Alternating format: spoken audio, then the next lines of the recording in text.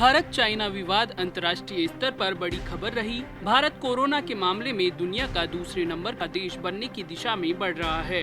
बेरोजगारी और महंगाई ने लोगों की कमर तोड़कर रख दी है। यह तीन मुद्दे भारत के लोगों से सीधे जुड़े हैं और बहुत ही महत्वपूर्ण हैं। इन सबके बीच 8 दिन पहले एक मामला सामने आता है। यूपी के एक गैंगस्टर को पकड़ने के लिए पहुंची पुलिस की टीम पर हमला होता है, जिसमें पुलिस के 8 जवान शहीद हो जाते हैं। बस उसके बाद देश की 4 बड़ी समस्याओं की भी खबरों के जगत से जैसे मौत हो जाती है। योगी राज में कानपुर में घटी यह वारदात इतनी प्रभावी हो जाती है कि देश की जनता के लिए न्यूज के नाम पर दिन और रात केवल गैंगस्टर विकास दुबे हो जाता है। हर बात की अहमियत होती है, लेकिन इतनी बड़ी अहमियत कि देश के असली मुद्दे ही पीछे छूट जाएं और चारों दिशाओं से आने वाली खबर केवल एक गैंगस्टर के नाम से जुड़ जाए। आखिर क्या है पूरा मामला, जानने के लिए देखिए पॉलिटॉक्स की एक खास रिपोर्ट। ये है टॉक्स न्यूज नेटवर्क और आप देख रहे हैं पॉलिटॉक्स, राजनीति का कच्चा चिट्ठा।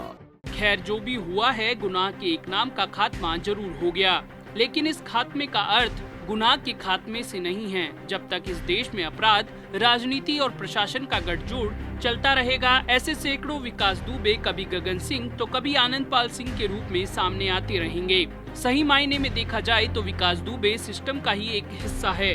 जब तक सिस्टम को ऐसे विकास दुबे से फायदा होता है, वो आगे बढ़ता रहा है, और जब सिस्टम को नुकसान होने लगता है, उसे मौत की नींद सुला दिया जाता है। ऐसा ही होता आ रहा है। विशेषज्ञों का कहना है कि विकास दुबे जैसे लोगों की आगे बढ़ने में सिस्टम ही दोषी है।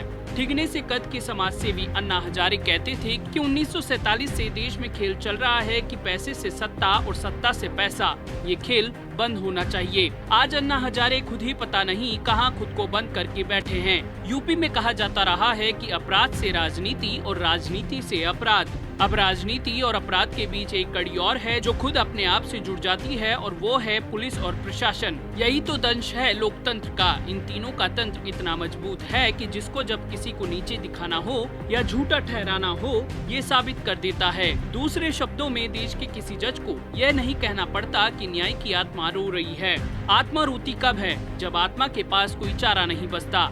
अभी के घटनाक्रम से समझना मुश्किल है रो कौन रहा होगा। अगर शुद्ध भाषा में बात की जाए तो न्याय का अर्थ है न्याय की प्रक्रिया पूरी होना, क्योंकि उसके पूरे होने तक न्याय मिल ही नहीं सकता।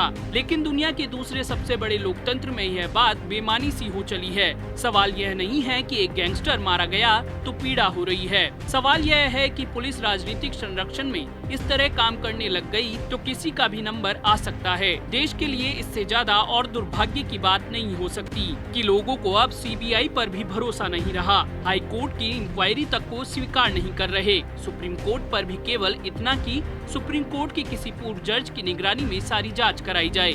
यह किसी भी देश की कई व्यवस्थाओं के लिए अच्छे संकेत नहीं है। लेकिन एक अपराधी की मौत के बाद सवाल तो उठ ही रहे हैं। विकास दुबे की मौत के बाद यह तो तय हो गया है कि इस देश में पुलिस जो चाहे वो कर सकती है, या हो सकता है कि वो चाहे तो कभी भी किसी को भी मार सकती है, चाहे उसे अपने फायदे के लिए ही पाला पोसा गया हो। यह भी साफ हो गया है कि पुलिस की इस कार्रवाई को पूरा राजनीतिक संरक्षण भी मिल सकता है। कुल मिलाकर समझा और देखा जाए तो विकास दुबे और आनंदपाल सिंह जैसे लोग आते और जाते रहेंगे। इस देश में मूक बनकर कोई तमाशा देखेगा तो वो न्यायपालिका, राजनीति, पुलिस और प्रशासन और तलवे चाटने वाले मीडिया ही होगी। पॉलिटॉक्स के व्यूअर्स समझ सकते हैं कि इन राजनेताओं से कोई सवाल पूछने की हिम्मत नहीं कर रहा है। अगर अपने फायदे के लिए एक गुनहगार को पुलिस इस तरह मार सकती है तो एक दिन वो एक बेगुनाह को भी अपने फायदे के लिए इसी तरह मारेगी।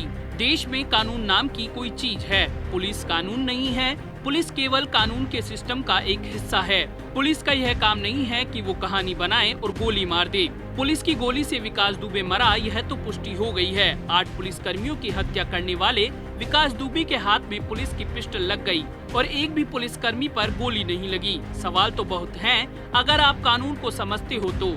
पॉलिटॉक्स का उद्देश्य केवल इतना है कि हर पहलू को सामने रखा जाए, केवल और केवल लोकतंत्र और न्यायपालिका की शक्ति को बनाए रखने के लिए। खैर, चाहे कुछ भी हो, केंद्र की मोदी सरकार को कुछ तो सुकून मिल ही रहा होगा। आखिर विकास दुबे के शोरगुल में पिछले कुछ दिनों में देश में तेजी से बढ़ रही महंगाई, कोरोना और चाइना की खबरों से ध्यान हट ही गया। लेकिन अब दुर्दांत अपराधी विकास दुबे की मौत के बाद ज्वलंत मुद्दों पर लौटना होगा। कोरोना देश में प्रतिदिन लगभग 25,000 लोगों को संक्रमित कर रहा है।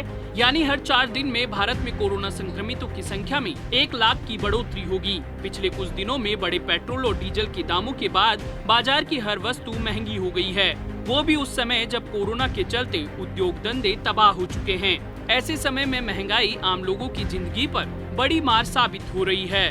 पॉलिटॉक्स ब्यूरो, दिल्ली। ये है टॉक्स न्यूज नेटवर्क और आप देख रहे हैं पॉलिटॉक्स, राजनीति का कच्चा चिट्ठा।